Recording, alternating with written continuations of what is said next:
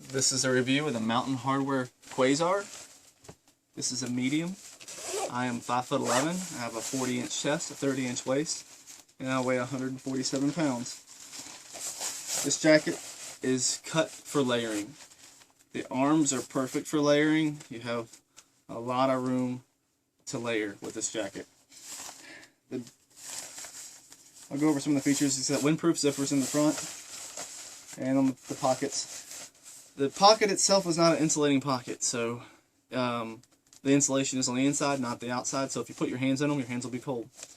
I think that's a pretty ignorant design on Mountain Hardwear's point. It does have a nice stretch pocket. It's not as big as the down jackets are, but you can still get small stuff in here. Maybe a Nalgene.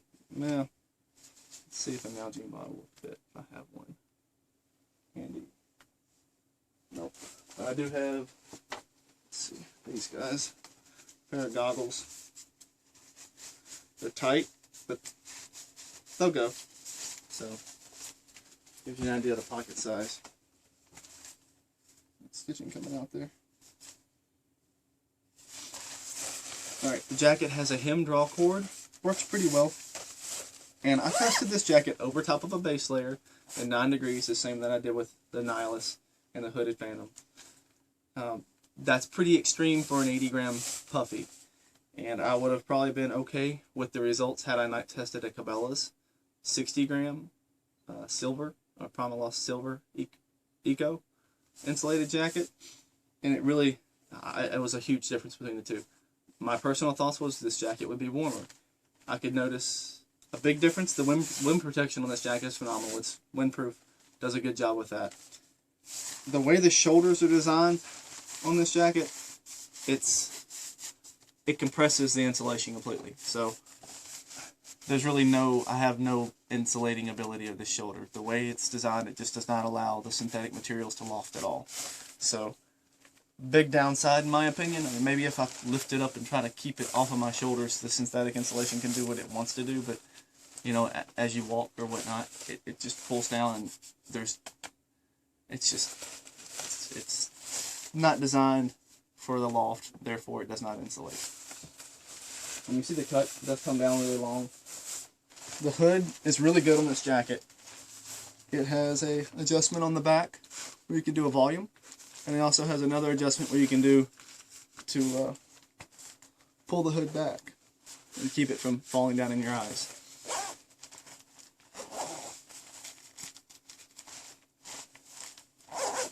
The volume adjustment does allow you to turn. It does have a wired brim, so you can shape that to really keep the wind and rain out.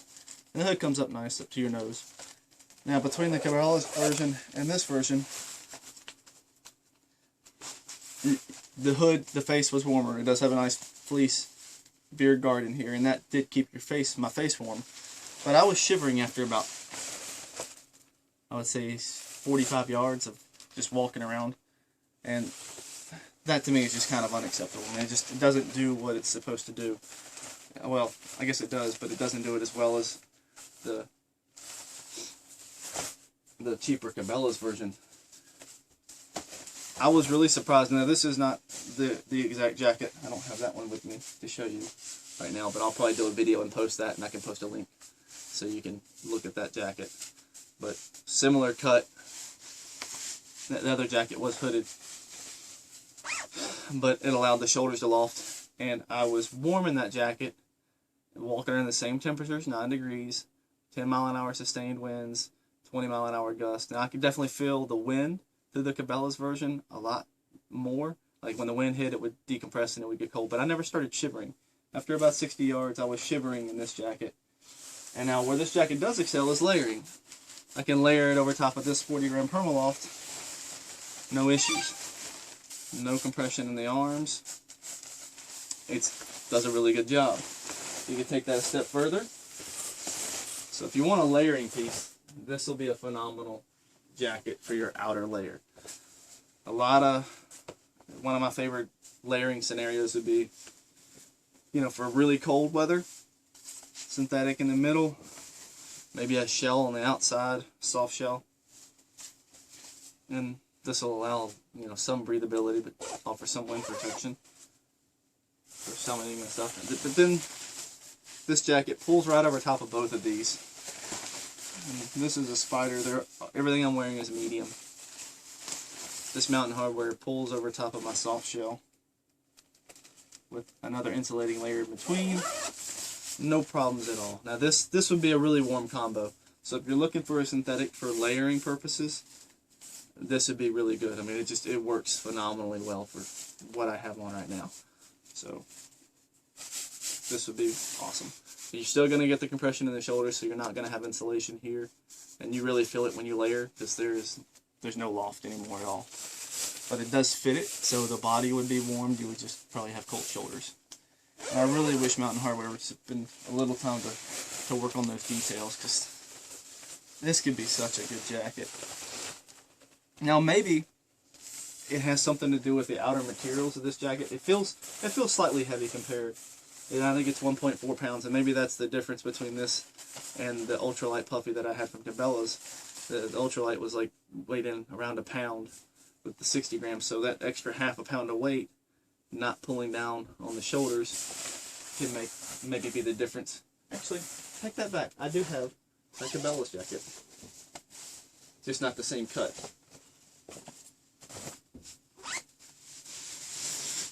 So this is a large. The one I was wearing before when I tested was a medium tall. And my brother, I let him borrow it just to see if he liked it. So this jacket is the Cabela's version that I was wearing. A little big on me because it is a large. Got this from my dad. The shoulders are just, there's no constriction there, so it is allowed to loft a little bit. And basically this is what I was wearing in the 9 degrees, and I was more comfortable than the Mountain Hardwear jacket, which, you know, it really did surprise me. So to recap, we'll go over the features that I really like about this jacket. The hood, volume adjuster, and it can adjust to pull the hood back and keep it out of your eyes. Really nice when you have a beanie on and maybe a couple of other hoods in there.